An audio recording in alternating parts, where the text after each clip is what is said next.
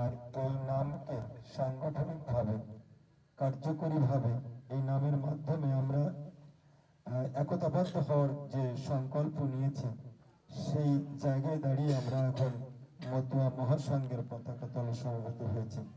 আমাদের কান্ডারি শ্রী দামোড়াকান্দির শ্রী সুব্রত ঠাকুর এবং তারই নৌকার হাল ধরেছেন আমাদের শ্রীমৎ সাগর সাধু ঠাকুর।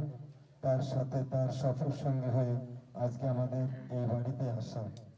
আমরা যেটা চাইব, এই বাড়ির ভক্তগণ যেভাবে গোপালের নাম রক্ষা করে চলেছেন, গোপাল নামে মাতার হয়ে আছেন, মাকে যেমন ভাবে ভক্তি করেন, ভক্তদের যেভাবে ভালোবাসেন, এই ভালোবাসা অব্যাহত থাকুক। আমরা আমাদের সব কাজ কর্মের মাঝে আমাদের প্রভু হরিচাঁদের সাথে আমরা গোপাল সাধুকে যেন আমাদের হৃদয় মন্দিরে স্মরণ করি, তাকে যেন আমাদের হৃদয় মন্দিরে সবসময় স্থাপন করি।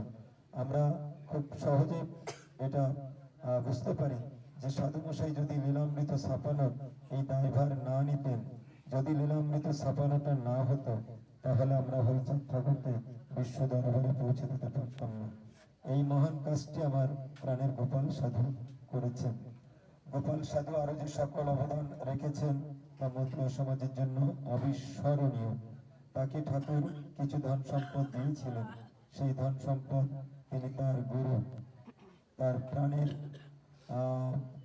আসনে যাকে বসিয়েছেন শ্রী শ্রী গুরুচাঁদ ঠাকুরের শ্রীপাদ পদ্ম অর্পণ করেছেন। আর মতুয়া সমাজের জন্য অকাতরে সবকিছু বিলিয়ে দিয়ে মতুয়া সমাজকে এক উন্নততর জায়গায় স্থাপন করে দিয়েছেন। তাই গোপাল নামের ধ্বনি চতুর্দিকে ধ্বনিত হচ্ছে, প্রতিধ্বনিত হচ্ছে।